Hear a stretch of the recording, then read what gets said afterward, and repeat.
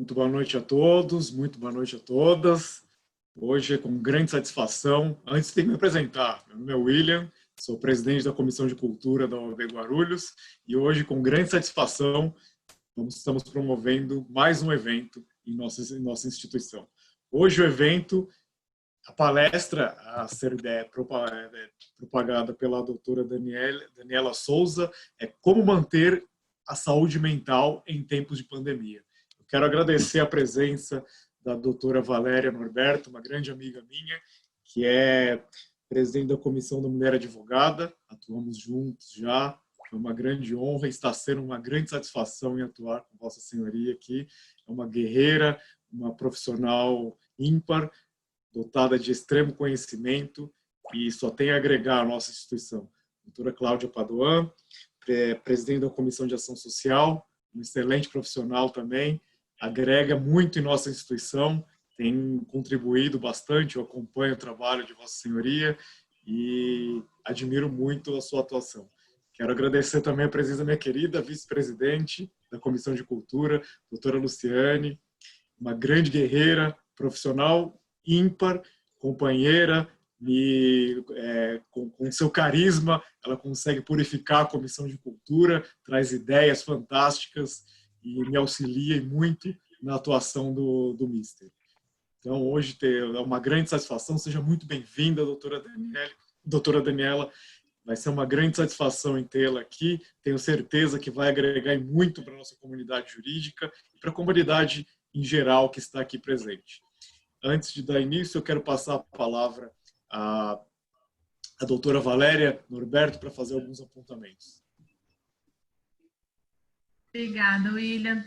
Meu amigo, eu falo que você é meu amigo e irmão de coração, né, William? Nós já atuamos juntos no Departamento de Cultura e são aqueles presentes que a OAB traz para a gente. Então, assim, aprendo muito com você até hoje. E foi uma oportunidade. A Luciane, que é nossa cria, né, Lu? A Lu era a secretária da Comissão da Mulher Advogada, e quando ela fez o convite para dar esse apoio nesse evento, a gente não podia negar de forma alguma. É uma pessoa também muito atuante. Agradeço não só o convite, mas também parabenizo você, Lu, já começou já com tudo. Parabéns mesmo. Eu gostaria de agradecer a presença de todas as membros que estão aqui, da Comissão da Mulher Advogada, a doutora Denise, a minha co-presidente, também minha amiga, Valdirene, atual secretária da comissão também aqui presente, obrigada por prestigiar, e a minha amiga e irmã Cláudia, né, Cláudia? A gente está sempre junto. A todos um ótimo evento e vamos aproveitar ao máximo. Obrigada a todos. Boa noite. Belas palavras, minha amiga. Sempre bom tê-la conosco.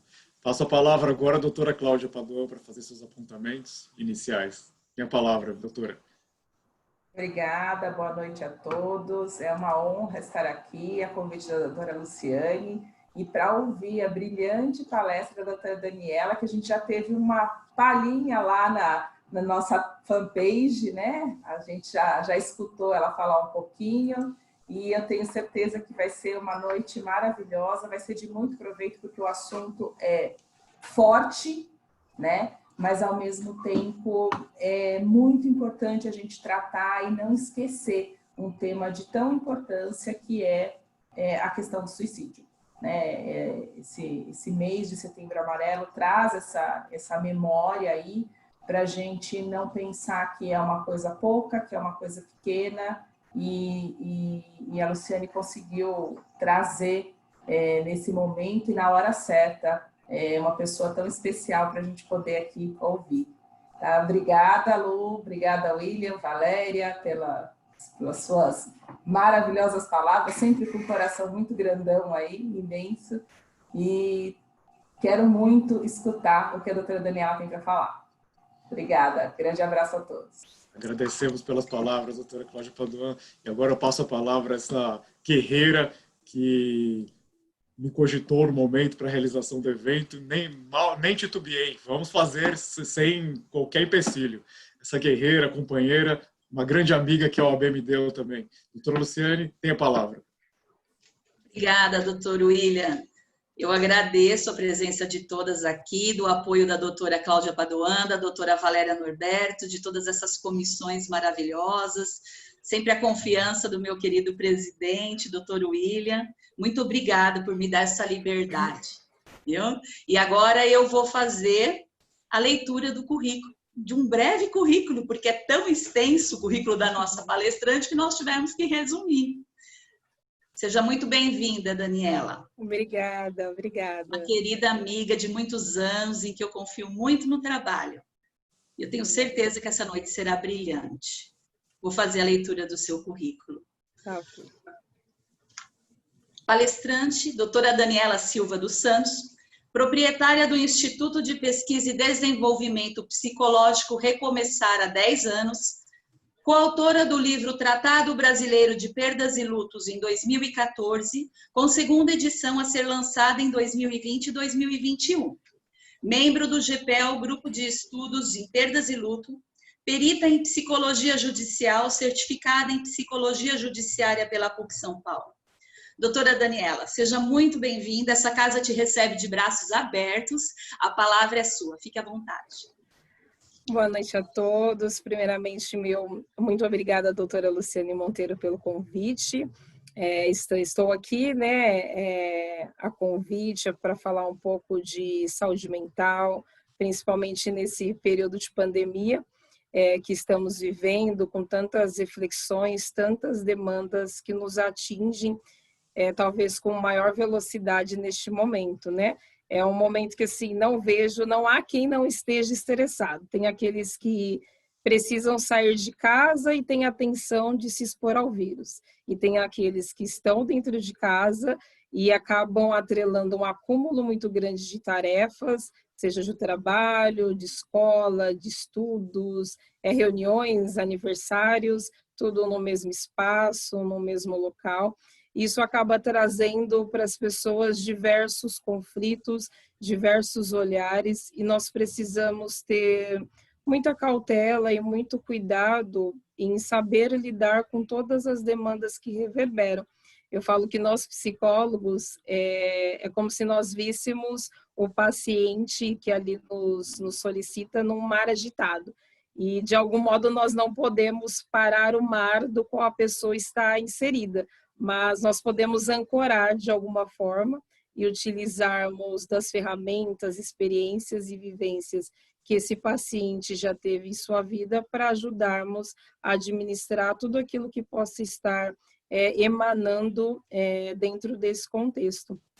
Então, nós damos, enquanto profissionais, principalmente os profissionais do Instituto reunidos, nós damos algumas dicas para que a pessoa possa minimamente ir se reorganizando até que tudo isso passe. Não temos muitas métricas ainda do quanto a pandemia causou, justamente por ainda estarmos inseridos nela, mas muitos sintomas começam a aparecer. Diante do quadro de pacientes que eu atendo hoje, ficou muito evidente que os pacientes que antes já estavam em processo terapêutico, cuidando por diversas vertentes diferentes, conseguiram, vejo eu até hoje, passar pelo processo de pandemia com muito mais equilíbrio, ainda que tivessem sido afetados de alguma forma. Todos nós fomos afetados de alguma maneira. E também foi muito notório pessoas que não estavam no processo, e não que todos tivessem que estar em terapia, mas que buscaram pela terapia, principalmente ali do 4º mês e meio até agora, você percebe uma desorganização muito maior.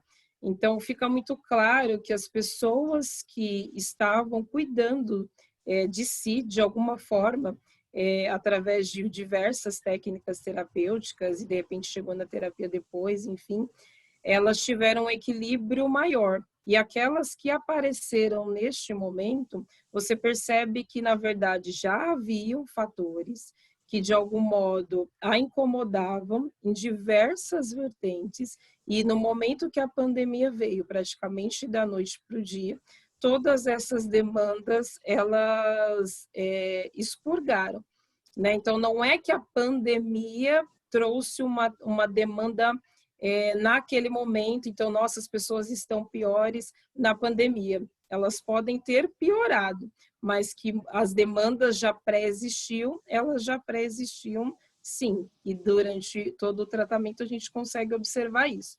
Então, existem várias dicas, algumas que nós dávamos no início, nós percebemos que agora, já no 6º mês de pandemia, perderam um pouco da força. Então, existiam falas minhas para alguns pacientes, e não ignorando que isso possa contribuir para algumas pessoas nos dias de hoje. Olha, tenha uma prática meditativa, seja no início do dia para recebê-lo bem, ou seja no término do dia, antes de dormir, faça uma meditação, silencie. E aí eu escuto de alguns pacientes: Dani, pelo amor de Deus, me peça qualquer coisa hoje, menos meditar, porque eu não aguento mais tudo isso que tem acontecido. Então, a gente pede para que cuide do sono, procure evitar essas redes sociais antes de dormir, ainda que isso seja uma dica que pertença dentro de pandemia, fora de pandemia, que você possa se reconectar com as pessoas que estão em casa com 2 movimentos. Seja dando essa devida atenção, resgatando até algumas relações. Isso fica muito evidente entre marido e mulher, pais e filhos, pela correria do dia a dia, de uma vida agitada que de algum modo nos engole. Você percebe que houve essa possibilidade de proximidade maior, que também é algo que agora, no 6º mês, você começa a ter outras falas desses pais junto a essas crianças, por conta do tempo que tem se estendido. E a exaustão é maior, o cansaço é maior, a irritabilidade é maior, e precisa-se buscar recursos e ferramentas, cada um dentro do seu contexto, para que toda essa sintomática possa ser diluída, né, e tendo mais equilíbrio. Então, além de se reconectar com os familiares, com as pessoas que estão dentro da sua casa, também respeite a privacidade. Então, com o pai, por exemplo, que tem um adolescente em casa, se reconecte, né? Porque talvez não tinha essa possibilidade anteriormente, mas também permita que ele possa ter o momento dele. Eu falo que é dar a liberdade meio que não dando, né? De alguma forma, observando as reações e compartilhando também as suas aflições, porque o adulto, ele tem por comportamento uma conduta um tanto contínua, esconder as suas emoções das pessoas que estão interagindo em casa, principalmente das crianças e dos adolescentes, privando até, numa atitude de amor, que eles possam sofrer. Porém, muitas vezes, o ato de você compartilhar a sua dor, a sua aflição, o seu medo e a sua angústia, não só fará bem a você mesmo, como a essas pessoas que estão convivendo contigo. É claro que se você tiver uma fala com uma criança, você não vai trazer algo muito elaborado, mas você pode dizer: olha, a mamãe está triste hoje, porque eu estou preocupada, eu quero poder passear com você mais vezes, e ainda a gente não pode, então eu quero que você possa se divertir, isso me preocupa. Então, trazer as suas aflições para que a criança possa, além de entender nessa fala muito, um pouco primária, você também pode permitir que ela também traga as emoções de uma forma a lidar com todas essas demandas. Fazer uso da tecnologia a seu favor, que também essa fala mudou muito. Início de terapia, início de pandemia, nós tivemos, tiro pela psicologia, nós tínhamos o setting no presencial. Ainda que já existia a terapia online, dentro do Instituto, por exemplo, nós tínhamos a prática do presencial. E ter que reverberar para o online foi algo de 2 dias. Inicialmente começamos ali timidamente pela chamada de vídeo do WhatsApp e depois tivemos que aprimorar para outras plataformas, porque percebeu-se que isso se estenderia por um tempo maior. Então, aquela pessoa que, não, pelo amor de Deus, não quero perder minha terapia, agora mais do que nunca eu preciso. Então, essa fala pertencia demais no início da pandemia. E de agosto para cá, eu já escuto de alguns pacientes: Dani, pelo amor de Deus, quando que você vai voltar para o presencial? Porque eu não aguento mais a tela do computador, eu não aguento mais a tela do meu celular.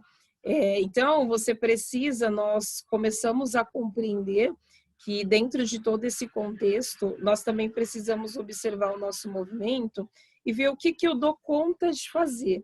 É um tanto que acolher os seus limites e confiar no processo. Quando eu falo do processo, não estou dizendo do processo de terapia, de confiar no processo para que todas as coisas possam tomar o seu rumo de uma maneira mais adequada, que nós tenhamos uma qualidade de vida um pouco mais equilibrada. Não sei se como era antes, não posso dizer que antes era melhor e agora está pior, mas de uma maneira que nós consigamos continuar verdadeiramente a nossa vida. Então, de algum modo, cuidar desse excesso de informações, que hoje eu percebo, ainda que a mídia nos traga muitos contextos, eu percebo uma diminuição. Não sei se é uma percepção apenas minha, mas uma diminuição e uma velocidade menor dessas informações relativas à pandemia da Covid-19. De qualquer forma, que você possa fazer o uso, que as pessoas possam fazer o uso das redes sociais de maneira que lhe agregue. Então, elevar a sua energia, buscando conversas e pessoas que sejam mais engraçadas, assistir filmes de comédia, coisas que de fato elevem a sua autoestima.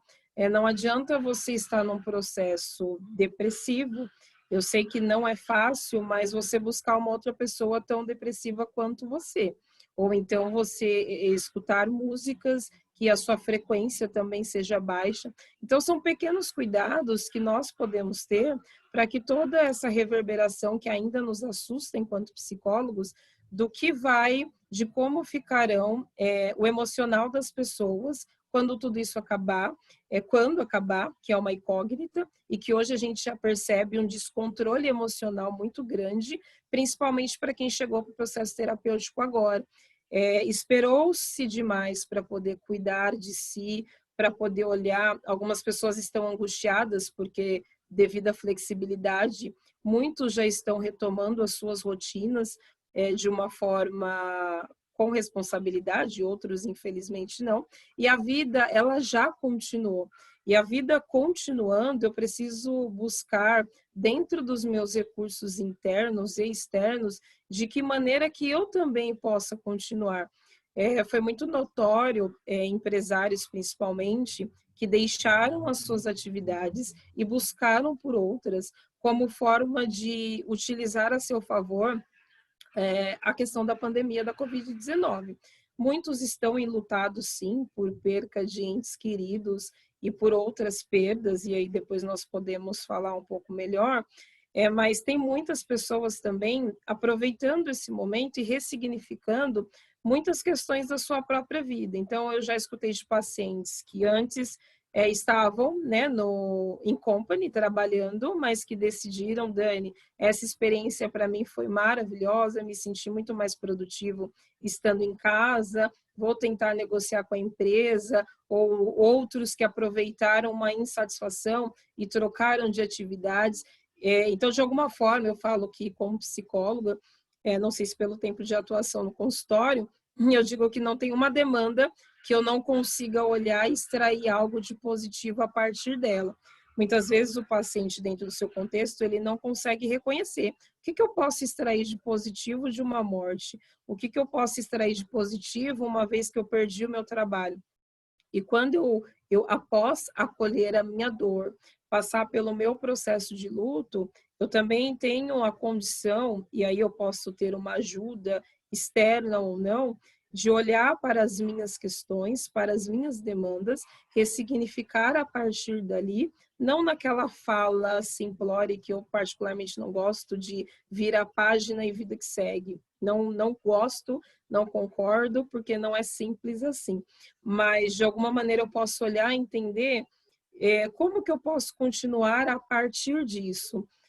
Quais são as possibilidades que eu tenho, com as aptidões que eu tenho, com as pessoas que eu tenho, com os recursos que eu tenho, com a rede de apoio que eu possuo, para que eu possa continuar a minha vida. Porque se nós ficarmos verdadeiramente de braços cruzados, esperando que tudo isso acabe, talvez nós teremos uma dificuldade maior de adaptação. E penso eu e com falas de alguns filósofos e outros profissionais, que hoje, de fato, vão sobreviver as pessoas que forem mais adaptáveis, que forem mais flexíveis a essas mudanças. Com certeza vão ter muitas demandas que nós não vamos concordar, isso é fato, mas o quanto o fato de eu não concordar vai melhorar o meu estado ou vai mudar a condição de vida do mundo. Então, de algum modo, nós devemos buscar ferramentas que possam nos dar condições ou tomarmos decisões que nos deixem mais estáveis e um pouco mais equilibrados até para que nós possamos continuar a nossa vida. Então, nós temos o Setembro Amarelo, que fala-se tanto sobre o suicídio, e existem alguns mitos de que, nossa, se eu falar do suicídio, eu vou atrair, mas isso é para a nossa vida, então não se fala muito, as pessoas tentam mascarar, e tem uma pergunta que me vem, e devo ter já comentado também em alguns dos vídeos que eu já fiz, se a questão da pandemia da Covid-19 pode, de algum modo, fazer com que essas pessoas se conectem mais à questão do suicídio. É aquilo que eu falei um pouco no início da minha fala, no sentido de que não é a Covid que vai trazer o suicídio, mas com certeza alguma demanda ali pré-existente já existia, que não foi olhada nem foi observada por ninguém que estivesse ao entorno e acaba, sim, talvez, disparando essa possibilidade. Nós não temos, existem muitas falas distorcidas dizendo que a pandemia trouxe um número de suicídio muito maior. Isso não está evidenciado, não está comprovado, mas como qualquer demanda de desastre, ela pode sim, vamos dizer, disparar como se fosse um gatilho, mas de algo que já acometia aquela pessoa. Então, vale nós que estamos ao redor ou até sentindo alguma necessidade ou alguma demanda emocional muito mais profunda e intensa, buscarmos esse tipo de ajuda. Algo que eu comentei no vídeo, chamando as pessoas para assistir essa palestra, eu vi isso várias vezes, principalmente em algumas redes sociais. Entendo a intenção das pessoas em dizer: está depressivo, está pensando em suicídio, quer conversar, fale comigo, busque ajuda. Isso é muito sério. A intenção é muito boa, mas será que, e vale cada um refletir, quando eu coloco na minha rede social, fale comigo, me chame no WhatsApp, me chame no privado, será que eu dou conta de uma pessoa me chamar e dizer que ela está com ideações suicidas? Que preparo que eu tenho para, de fato, abrir a minha rede social ao público e me colocar à disposição para atender essa pessoa? Será que eu não estou colocando essa situação, deixando essa situação mais delicada do que ela já é, e é uma situação extremamente grave? É muito mais interessante, se você quer ajudar alguém que possa estar passando por uma vulnerabilidade maior emocional, dizer: busque ajuda em tal lugar e coloque esse lugar, principalmente se você conhece a conduta da instituição ou do profissional que você vai mencionar. Isso vai facilitar muito com que essa pessoa que está tendo toda essa sintomática, com que ela entenda onde ela pode buscar, porque ela pode te ligar e você, de fato, como eu disse, não ter esse preparo para dar esse respaldo. Então, você vai ficar numa situação muito ruim, vai se colocar numa situação extremamente grave, sem condições de manejo, e aquela pessoa que contou contigo, ela não vai ter esse respaldo que ela tanto precisa. Então, que nós possamos ser responsivos no momento que eu quero participar de uma campanha de Setembro Amarelo, em que eu posso sim colocar qual é o telefone que a pessoa pode ligar, que horário que ela pode ligar, qual o horário de funcionamento daquela instituição, ou qual profissional e o número de telefone que ela pode ligar. Eu me recordo de uma vez que eu fui fazer uma palestra, acho que foi ano passado ou retrasado, eu falo que eu passei quase que o ano falando de suicídio, mas indo nas instituições. E eu lembro que uma das primeiras palestras que eu fiz foi em uma escola, e eu acabei deixando o meu número de WhatsApp, que eu entendo que naquele momento foi um tanto errôneo, pela idade com a qual eu estava falando e o local onde eu estava ministrando a palestra. Após eu sair dessa palestra, o número de mensagens que eu recebi e de ligações e desses adolescentes jovens daquele contexto foi gigantesco. Nem eu, como profissional, estava dando conta dessas demandas que reverberaram a partir da minha palestra. Então, mesmo tendo uma condição de conhecimento, de técnica e propriedade em estar tratando o assunto, foi também pesado a mim. Eu poderia, naquele momento, como aprendizado, ter deixado o contato da instituição, do meu instituto, ao invés do meu, porque aí eu não fui tendo manejo em responder a todas essas solicitações, ainda que na ocasião eu tive muito cuidado em não deixar passar nenhuma informação, ainda que isso durou cerca de, sei lá, um mês e pouquinho com essas pessoas me procurando e passavam para outras pessoas. Então, o quanto isso é cuidadoso da nossa parte, o quanto nós devemos ter muito cuidado, não simplesmente postar quais são os sinais de alerta de uma pessoa que tem ideação suicida. Já vi imagens de pessoas colocando no post alguém com uma cordinha amarrada no pescoço. Então, são coisas tão gritantes que no momento que a gente olha, nós não temos noção da profundidade, da gravidade dessa ação. Então, quer ajudar, faça algo efetivo, algo que de fato vai acolher essa pessoa que pode estar na ideação e até mesmo, se você estiver tendo uma vulnerabilidade emocional nesse sentido, que você possa buscar através de um conhecido, de um amigo, alguma instituição que essa pessoa pode ter postado, e nós temos muitos profissionais preparados para receber essa demanda. Então, que as pessoas possam estar bastante conscientes do quanto os sintomas estão reverberando cada vez mais, não só pela pandemia da Covid-19, pelo nosso movimento de vida, sim. Não que as pessoas depressivas tenham sumido do consultório, mas eu falo que hoje nós temos um número de ansiosos muito maior. Então, antes você tinha os depressivos, hoje as pessoas querem tudo para ontem. E não é um ontem porque o pai está no pé, pegando no pé porque tem que passar no vestibular, ou porque tem que tirar notas boas, e eu não estou só me atendo aos adolescentes e jovens, mas esse adulto é o mundo do ter. Eu tenho que isso, eu tenho que alcançar, eu preciso engravidar, eu preciso de um trabalho, eu preciso fazer a faculdade, eu tenho que chegar até sexta-feira. Então, tem o que as pessoas estão perdendo a medida. E essa ansiedade, ela acaba tendo que, por indicação, dependendo do tempo que você acaba tendo por gritante os sintomas, um uso químico, um uso medicamentoso para que essa ansiedade possa ser diluída. E que é um perigo também. Como psicólogo, os meus pacientes, as pessoas que estão ao meu redor, sabem que não é que eu sou contra a medicação. Eu falo que nós temos que agradecer que ela existe. Porém, ela trabalha em cima do sintoma. Então, trabalhando em cima do sintoma é onde muitas pessoas, antes de saber disso, têm medo da dependência. Mas eu vou ter uma dependência se eu só trabalho em cima do sintoma. Eu falo que é como tomar um remédio de dor de cabeça. Então, eu tomo um remédio para dor de cabeça e ele vai passar. Daqui a pouco, um outro dia, estou com dor de cabeça de novo. Eu tomo aquele remédio para dor de cabeça. Eu falo, não é mais fácil eu ir e entender por que eu tenho a dor de cabeça? Aí eu vou trabalhar em cima da causa. É a mesma coisa.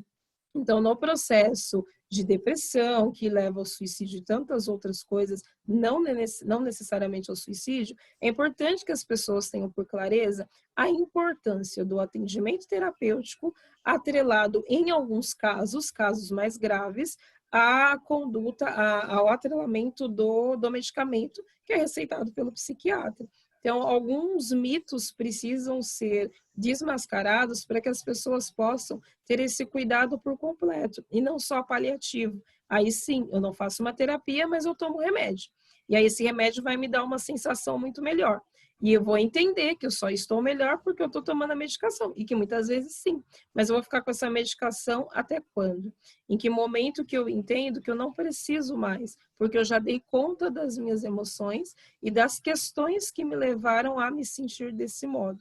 Então, que todos nós possamos estar atentos a todas essas questões, ao nosso equilíbrio emocional, de entender que o lazer faz parte da nossa vida e não que eu tenha que esperar 30 dias de férias para que eu saia de férias e aí eu volto mais cansado, porque eu acabo me jogando nos 30 dias de férias, ainda que nós saibamos, mas tem uma questão financeira envolvida, ok, mas uma vez que eu entenda que o lazer, que o respirar, o estar com a minha família, com os meus amigos, pertence à minha qualidade de vida, eu começo a atrelar todas essas importâncias na minha semana, no meu mês, na minha quinzena, cada um conforme as suas possibilidades, mas que nós possamos buscar não só ajuda no Setembro Amarelo, em que se fala mais, não só por conta da pandemia da Covid-19, mas que nós possamos ter esse autocuidado, seja em busca de uma instituição religiosa, seja através de livros de boas autorias, de bons profissionais. Nós estamos com a tecnologia na palma da nossa mão, de que maneira que eu faço uso fruto dos vídeos que eu assisto, quais os conteúdos que eu estou assistindo, com quais pessoas que eu compartilho os meus sonhos, os meus ideais. Então, até esse autocuidado nós temos que ter. E aí sim, eu tenho o quê? Porque eu estou falando da minha vida. E se eu não a cuido, como que eu vou fazer o outro me valorizar? Como que eu vou solicitar ao outro que tenha amor a mim, se nem eu tenho amor à minha própria vida? Então, é tudo ao mesmo tempo que aparentemente parece simples, não é simples, é muito delicado, mas que nós possamos ter essa consciência. E eu consegui observar isso nos pacientes, o quanto eles conseguiram extrair, estão extraindo desse momento de isolamento social, né, que estamos tendo ainda aqui nessa volta, ainda bastante tímida, bastante receosa, que os valores daquilo que eu não via antes, eu passo a ver com muito mais cautela, com muito mais cuidado, falas que eu tenho até de adolescentes em consultório, de não ver o momento de ver a professora de novo, de ver a colega de escola de novo, e antes não pensava, antes não valorizava, e essa necessidade, essa vontade de estar junto, de estar próximo, e o contrário é verdadeiro, de, nossa, determinadas pessoas que eu pensei que fosse importante para mim, na verdade eram pessoas tóxicas, e só agora eu consigo ter essa compreensão por conta disso e disso e disso. Então, por isso que eu digo que o psicólogo, no meio desse mar agitado que o paciente está vivendo, a gente ancora no sentido de olhar o que o paciente tem de recurso para que ele possa lidar, cada um na sua singularidade, com as suas questões, para que ele venha realmente a retomar a sua qualidade de vida ou buscar pela qualidade de vida, que também foram fatores muito levantados deles nesse momento de pandemia, em locais que querem morar, saírem de onde estão, irem para outras cidades, várias coisas, até em termos de alimentação, várias reflexões que surgiram a partir desse isolamento e cada um, claro, a sua maneira, tentando lidar de forma que possa continuar a sua vida. Existem negações que também pertencem como como recurso de sobrevivência, também existe, só que tudo isso tem que ser visto caso a caso, mas é muito importante que nós tenhamos esse autocuidado, esse autoamor, não só na pandemia da Covid-19, talvez ela nos desperte. O Setembro Amarelo, que ele também possa nos trazer este cuidado de amor à vida, cada um diante das suas condições, mas que nós sejamos, o que eu falo, ainda que não sendo da área junguiana, mas Jung traz, né? Que eu possa ser humano diante de outro humano. E que nós possamos ter isso muito claro, porque hoje nós não estamos sofrendo, mas amanhã podemos ter alguma demanda, mas que sejamos responsáveis, responsivos no momento de estendermos a nossa mão. Tem alguma pergunta, alguma coisa que vocês Daniela, querem? Excelente explanação. Eu vou só consignar a presença da presidente do Conselho Municipal de Política Pública para Mulheres, a Irene Araújo, que está aqui conosco, Eu vi também que a doutora Ivani Tavares, vice-presidente da OAB de Guarulhos, esteve aqui conosco, mas acredito que a conexão caiu, porque eu não estou a vendo mais aqui na sala. Salvo eu engano, estou confirmando de novo, não estou achando, mas fica consignada a presença, agradeço. E também foi pedido para que eu pudesse passar o uso da palavra ao doutor Regis, da OAB Prev.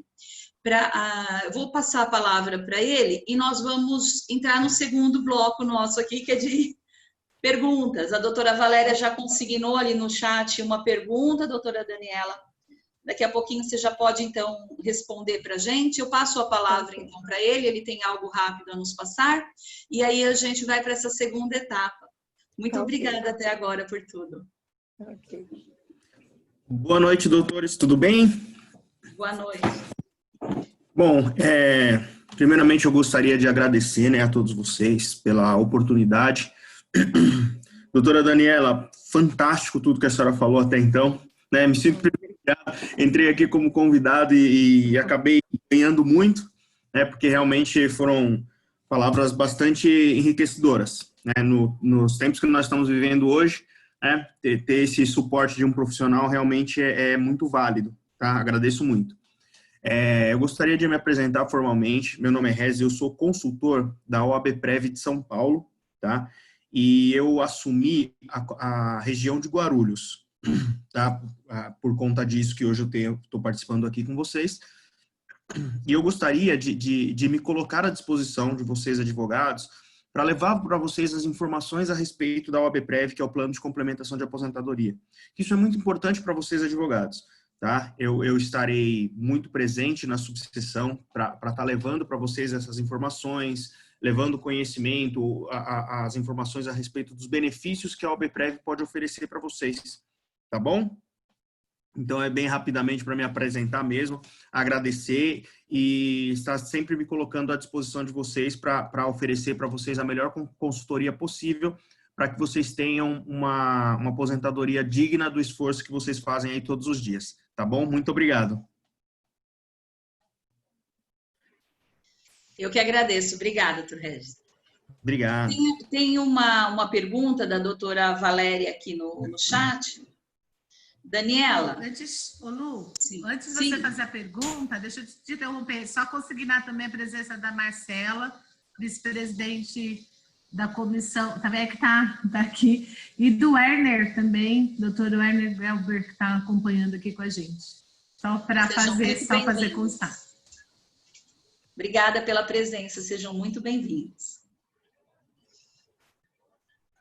Eu não sei se o chat está aparecendo, mas eu vou ler a pergunta para a Daniela. Daniela, como sugere que possamos abordar a pessoa para este encaminhamento quando ela não admite precisar de ajuda? Acho que é aquele encaminhamento para um tratamento, né? Quando ela não admite. Isso. Sim. Já é difícil quando você diz que a pessoa não admite, né? É muito complicado. Tem uma fala que eu sempre trago, e que ela é até um tanto do senso comum, mas ela é muito verdadeira. Não dá para ajudar quem não quer ser ajudado. Eu penso que quando a pessoa traz uma fala nesse sentido, a angústia é muito grande de você assistir a pessoa num processo de depressão, de vê-la muitas vezes definhando, e vai depender muito do seu vínculo, da sua proximidade de vínculo afetivo com essa pessoa, até para você ter essa... como se fosse, não é que é invasivo, mas para que você possa passar essa orientação. Olha, eu te percebo assim, assim, assim.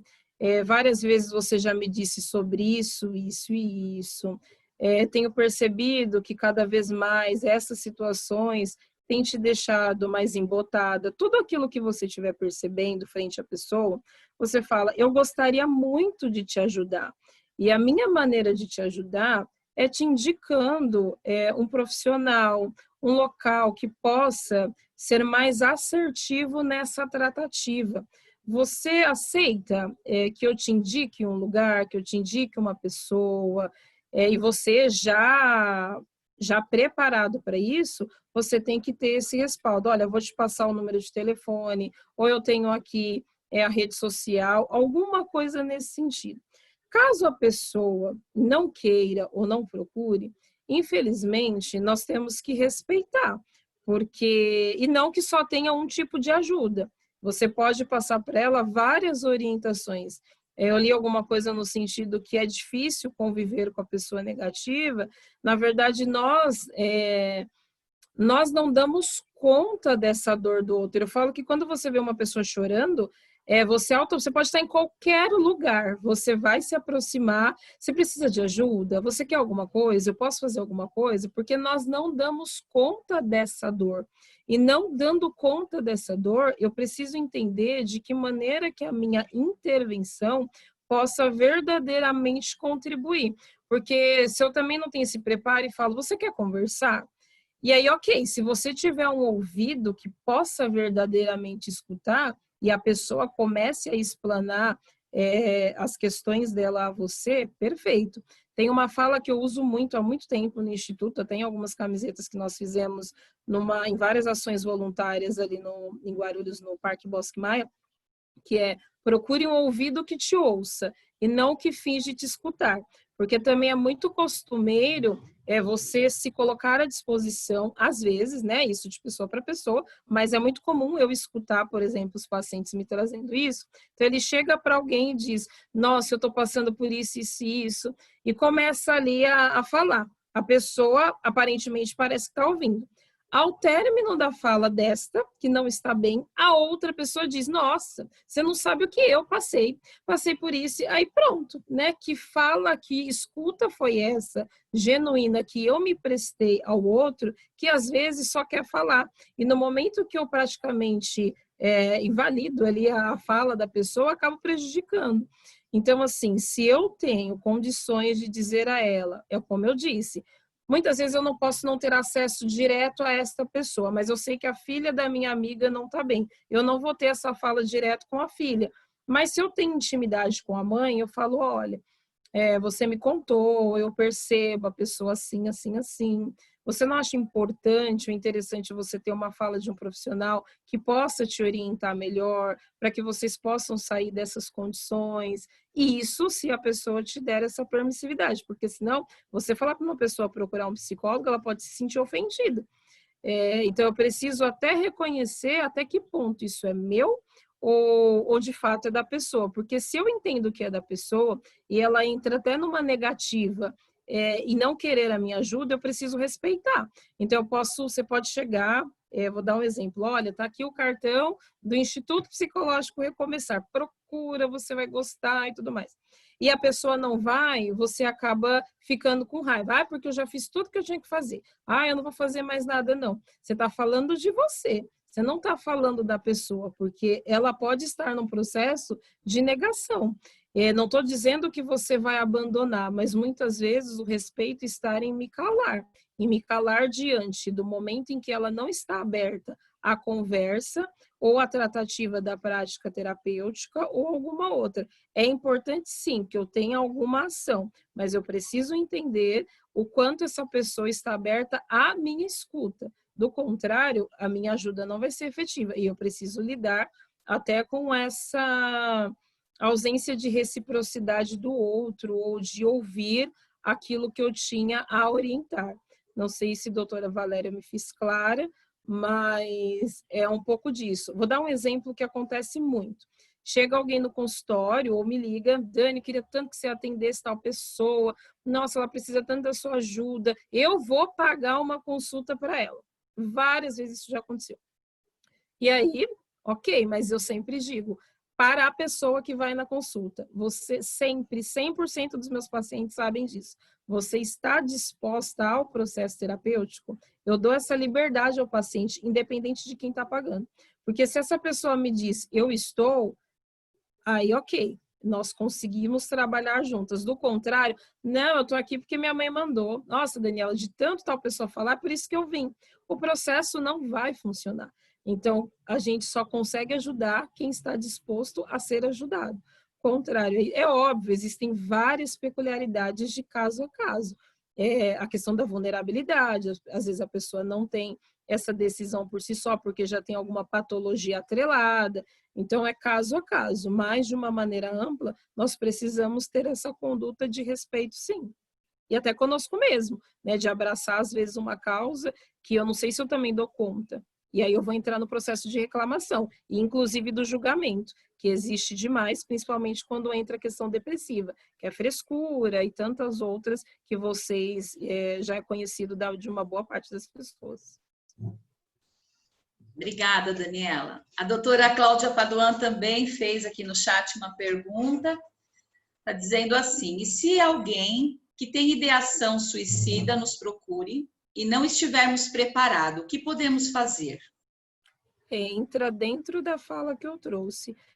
Primeiro, até tentar entender como e por que essa pessoa chegou até você. Então, você tem uma amiga, vou pegar aí um exemplo qualquer, uma amiga muito próxima que te conta. Aí entra na questão também da pergunta da doutora Valéria. Se ela já chegou, é muito mais fácil, vamos assim dizer. Se ela chegou para você e te informou, primeiro porque ela confia.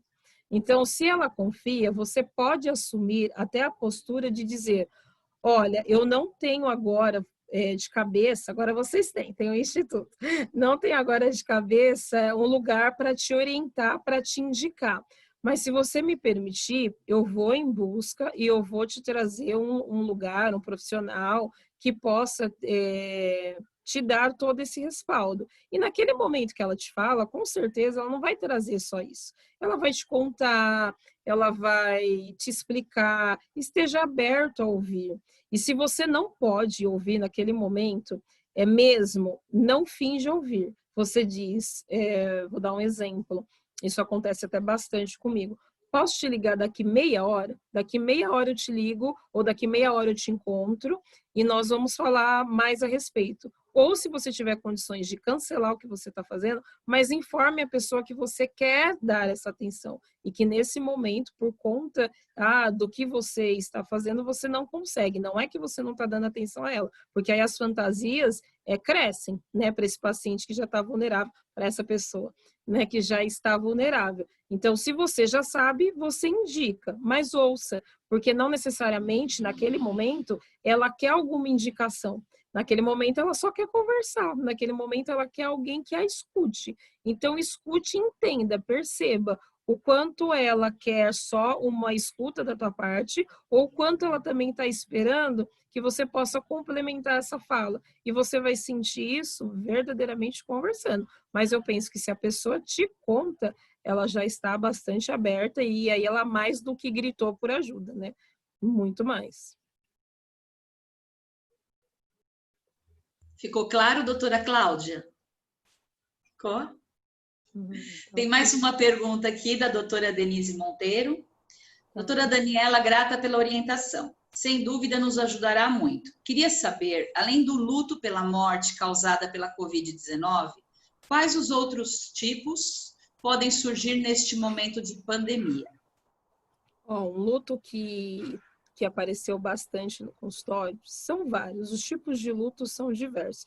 Tem o luto pela perda do animal de estimação, tem luto da amante, tem luto pela perda do emprego, tem o luto pela mudança de cidade, tem o luto pelo afastamento social, mas algo que apareceu com bastante força no consultório foi o luto do empresário que fechou a sua empresa.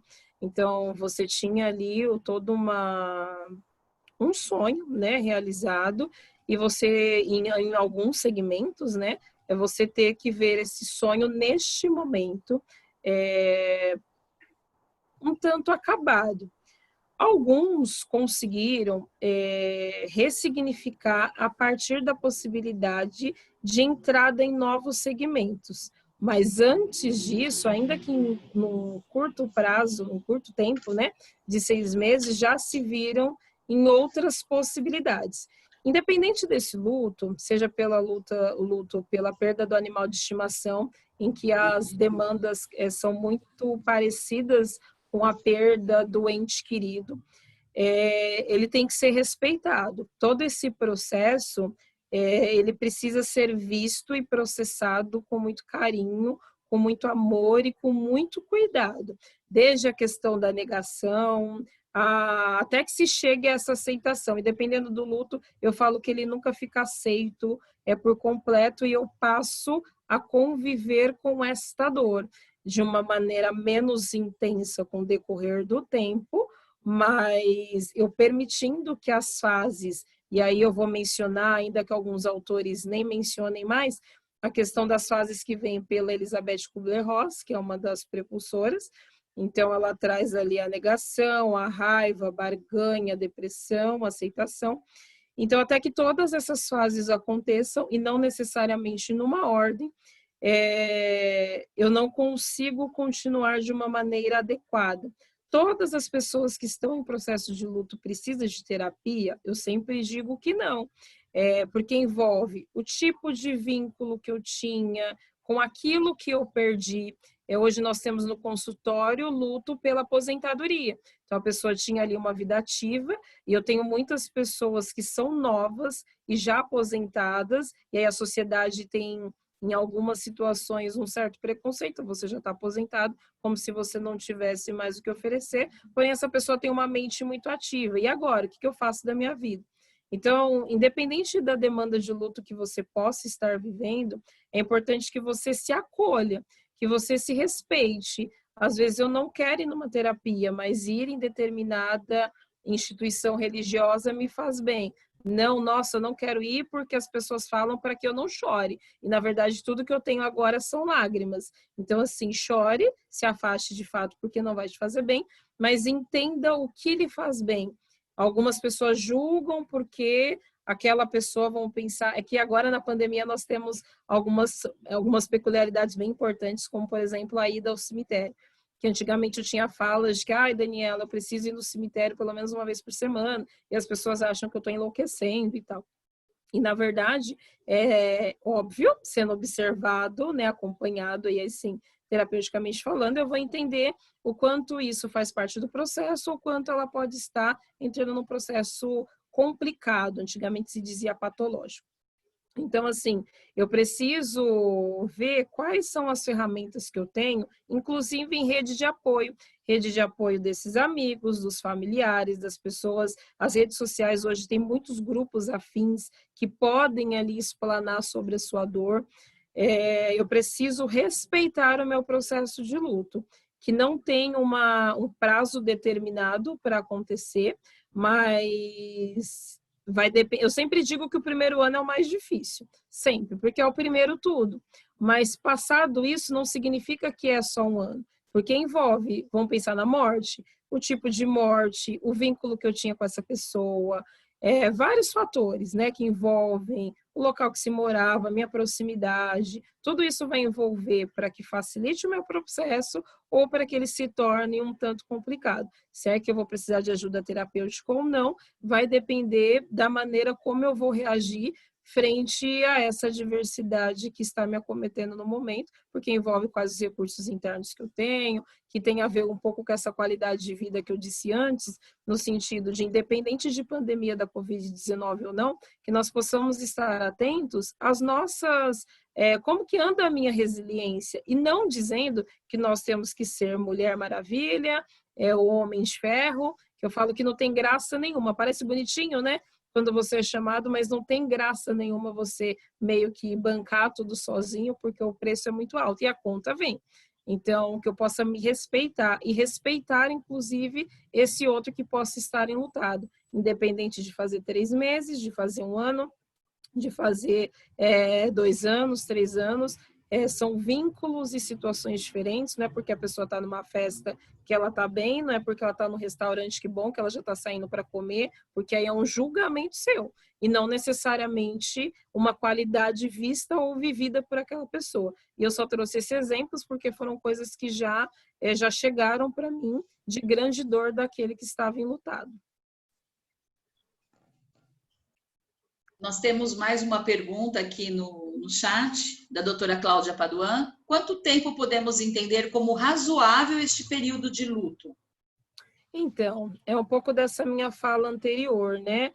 Não se tem um tempo certo, porque envolve muitas informações atrelado a esse tipo de luto, seja ele qual for. E é por isso que eu digo que o primeiro ano ele é o mais difícil por ser o primeiro tudo. Se a gente pega aí o luto de um ente querido, eu tenho o primeiro final de ano, é a primeira data comemorativa do meu aniversário ou do aniversário dessa pessoa, vamos pensar numa mãe, primeiro dia das mães. Então, todas essas datas, as primeiras vividas sem a pessoa, ela vai ter uma intensidade muito maior. Porém, é o que eu disse, não significa que todas as pessoas que estão em luto vão entrar em processo intenso de sofrimento, porque toda a maneira como ela lida com a vida, ela vai nos trazer uma resposta muito diferente diante desse luto, diante dessa morte. Isso vai ser visto caso a caso, por isso que eu digo que não são todas as pessoas, por exemplo, que precisam de uma terapia, mas é importante que seja observado quanto essas emoções estão sendo intensificadas, bem elaboradas para que eu possa direcionar para um tratamento terapêutico ou não só terapêutico, uma outra ferramenta de ajuda que a pessoa esteja permissiva a passar. Obrigada, Dani. Tem mais uma pergunta aqui, a doutora Valdirene. Não está aparecendo o nome completo aqui para mim, está aparecendo como Val, mas eu acredito que é da doutora Valdirene. Voltando à questão das ideações suicidas, elas podem... Não, desculpa, da doutora Valéria Norberto. É isso, doutora Valéria? Isso. É que não aparece para mim aqui, aparece 3 pontinhos. Eu falei, ué, da Valdirene... Tem duas Vals né? no grupo. Isso. A doutora Valéria perguntando. Voltando à questão das ideações suicidas, elas podem surgir em razão do momento em que estamos vivendo? Sim, como um gatilho de algo que já estava acometendo a pessoa e se vê sem respaldo, sendo limitado a várias coisas, de fato, podem sim. Mas aí vem de encontro a uma fala que eu tive no inicial mesmo da palestra, quando eu disse que nós não temos, por exemplo, um número que nos diga que o fato de termos entrado na pandemia da Covid-19 possa ter disparado esse número de suicídio, né? Nós não temos essa informação, mas que ela pode servir como um gatilho, pode, porque se eu for observar pelo número de pacientes que eu atendo hoje, as manifestações que eles tiveram diante da pandemia, eu posso dizer que sim, porque aí se atrela a condição financeira, condição de saúde, eu lembro, né, dessa fala no sentido de o quanto eu cuido da minha vida para que no momento da adversidade, e é uma adversidade que não nos avisa, se a gente pensa na morte, por exemplo, você não sabe quando que ela pode nos acometer. E aí eu falo que lida bem com a morte quem lida bem com a vida. Então, se no meu autocuidado, no meu autoamor, eu vou buscando condições de equilíbrio, com os recursos e com as redes de apoio que eu tenho, no momento que vem essa adversidade, que fica, inclusive, uma grande lição da pandemia, principalmente dos casos que eu estou assistindo, o quanto as pessoas que tinham ali um equilíbrio financeiro, ainda que muito difícil no nosso país, mas de alguma maneira conseguiam ter essa reserva, uma questão de saúde, sempre fazendo seus check-ups e tantas outras vertentes, elas passaram de fato, estão passando muito melhor a questão da pandemia, até uma questão emocional. Quantos divórcios e separações estão acontecendo neste momento? Foi a pandemia que separou? É claro que não. Ela foi um gatilho. Então, se a gente for usar aí um pouco até do exemplo, ainda que diferente um contexto do outro, mas foi um gatilho para uma demanda que já existia, só não estava sendo vista, porque o dia a dia foi ali engolindo e você foi passando, mas chega uma hora, né, principalmente pensando aí na questão dos casais, acabaram se olhando e não foram dando conta, cada um com a sua individualidade de emoções que estava reverberando dentro, que conectados, infelizmente, acometeram muitas famílias. E aí, mais um problema, porque o problema já existe. E aí vem mais um a ter que lidar no momento de isolamento. Então, o suicídio, ele pode, ainda que não temos isso como é que eu posso dizer, objetivado, ou até classificado, quantificado dentro da pandemia, inclusive por estarmos dentro, mas ela pode ser um gatilho, sim. Obrigada, Daniela. Nós já estamos chegando aí aos momentos finais do nosso evento. Quem tiver pergunta pode ir fazendo no chat. Eu vou fazer uma pergunta aqui para a Dani. Dani, na sua visão, quais as reflexões que mais reverberaram nas pessoas nesse isolamento? Olha, eu percebi muito pelas pessoas, né, o número grande de pacientes que eu estou assistindo nesse momento, referente à qualidade de vida. Isso tem aparecido de forma muito gritante, foi até interessante, por isso que eu falo, né, que eu acabo não conseguindo ver nada negativo, ainda que exista, não sem desconsiderar, diante das demandas. Eu tinha pacientes, por exemplo, com muita dificuldade de relacionamento com mãe, relacionamento com pai, relacionamento com filho, e diante da preocupação, ainda que estamos aí um tanto incapacitados e não temos o controle da vida nem da nossa, muito menos da do outro, o quanto essas relações se estreitaram. Então, isso foi bem positivo, me chamou bastante atenção dos casos que eu tenho, que eu assisto, o quanto as pessoas se conectaram mais pelo medo da perda. Isso está evidente e foi muito positivo. E com relação à qualidade de vida, eu acredito que quase que 100% das pessoas têm refletido muito. Então, já escutei de pacientes que desejam, já que a pandemia trouxe o isolamento e ela não pode sair, eu vou alugar uma casa na praia e vou ficar lá, porque eu pago aluguel aqui, então eu vou pagar um aluguel lá, vou deixar uma outra pessoa aqui, pelo menos eu estou no outro ambiente, eu preciso respirar, vou mudar de cidade, quero trabalhar em casa, estou pensando no novo segmento, já tenho pacientes que mesmo no período de 6 meses já transitou para um outro segmento e fala que foi a melhor coisa que aconteceu e que se não fosse a pandemia, jamais teria olhado para essa nova possibilidade. Isso tudo se dá, vejo por esses, que por conta daquilo que já estava fortalecido antes. Então, a pandemia, para alguns, de fato, causou grande desespero, muita depressão, por conta até das perdas efetivas de morte, separação, mas para outros a questão de repensar a qualidade de vida, para onde que eu estou indo, as coisas que eu estou fazendo faz sentido para mim ou não faz sentido.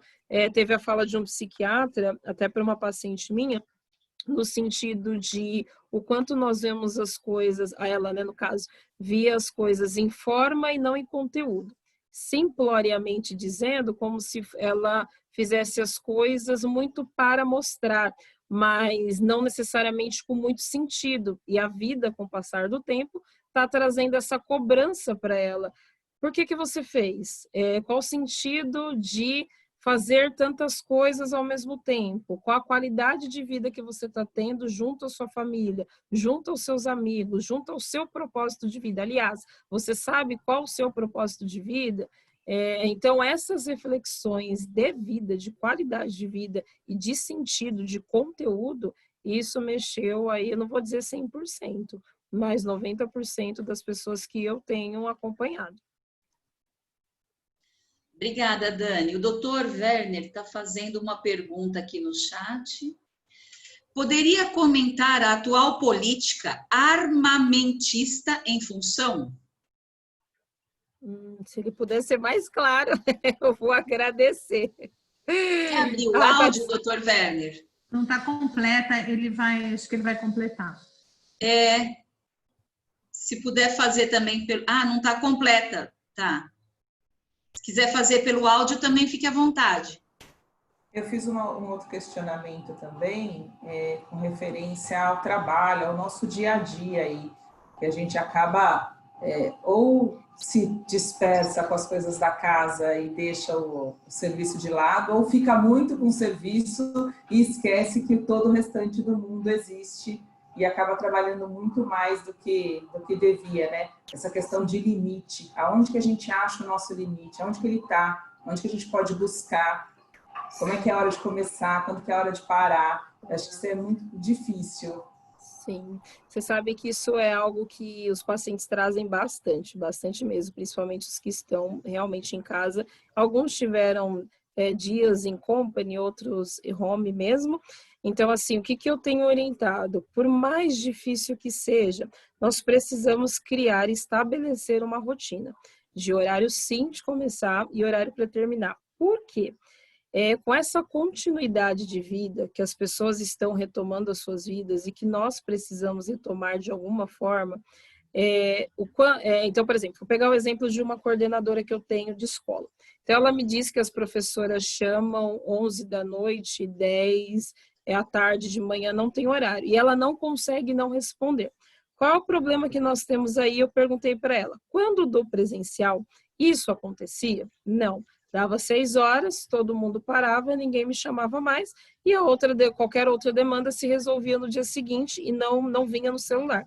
Se nós não frearmos isso o quanto antes, estabelecendo esses limites, por mais que eu esteja inserido em um mesmo contexto, em que eu cuido da casa, eu cuido do trabalho, tenho que dar atenção para amigo, para família, isso vai comprometer a continuidade. Voltamos para o presencial amanhã ou depois, nessa tangente aí da paciente da escola.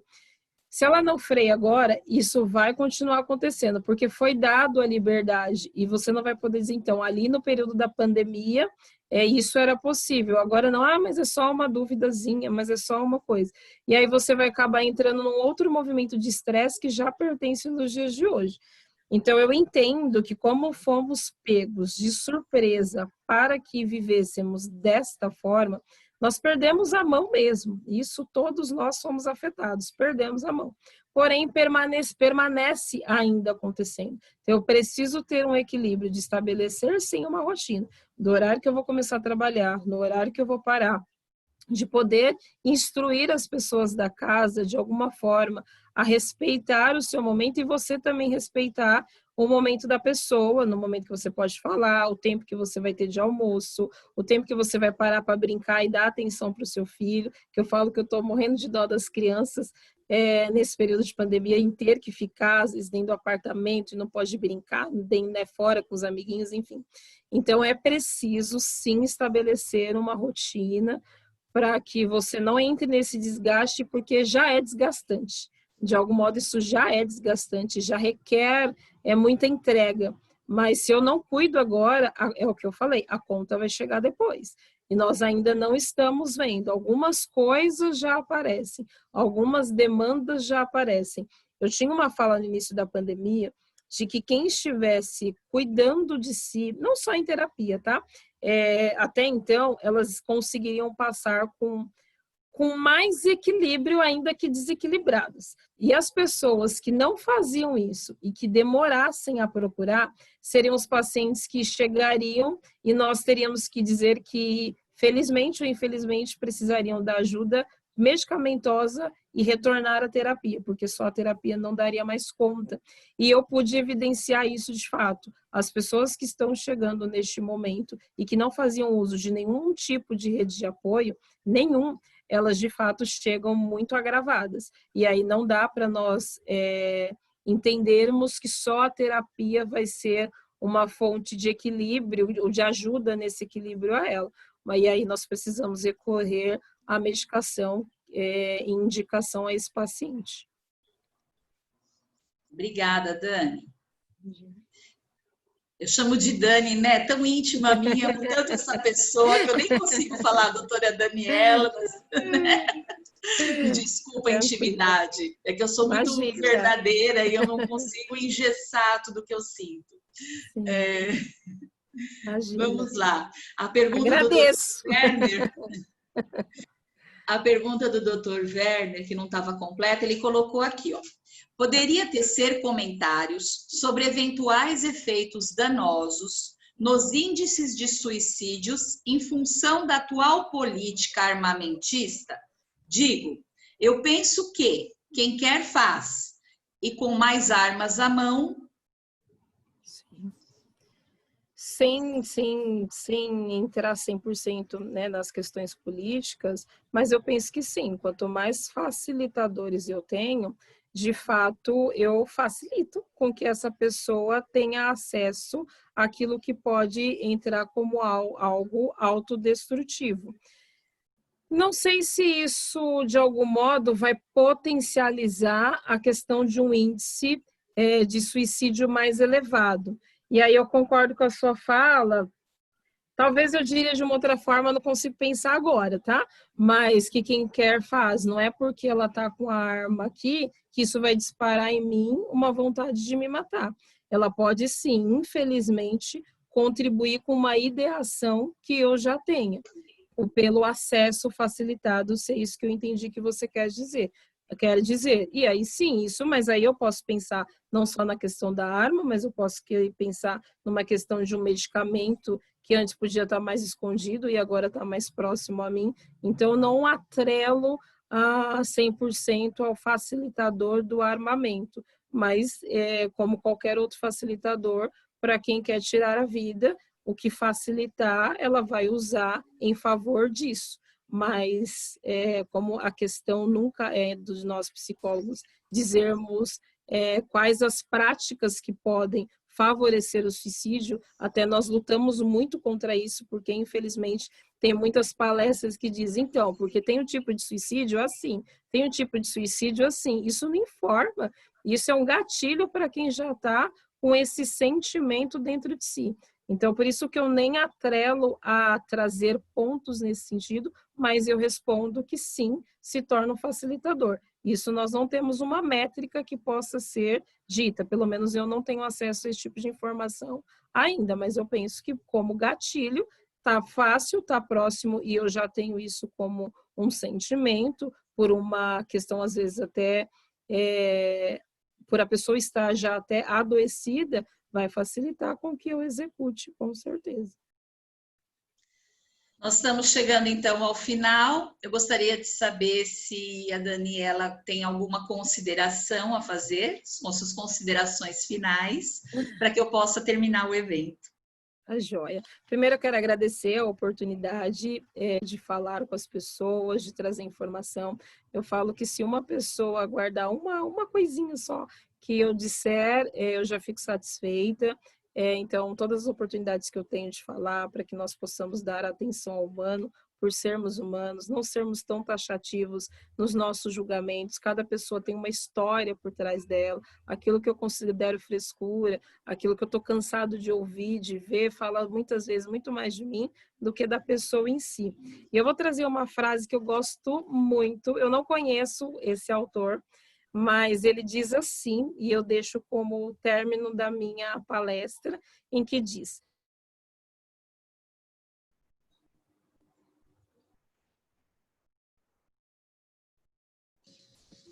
Acho que caiu. Suspense, Dani. Caiu o sinal. Travou.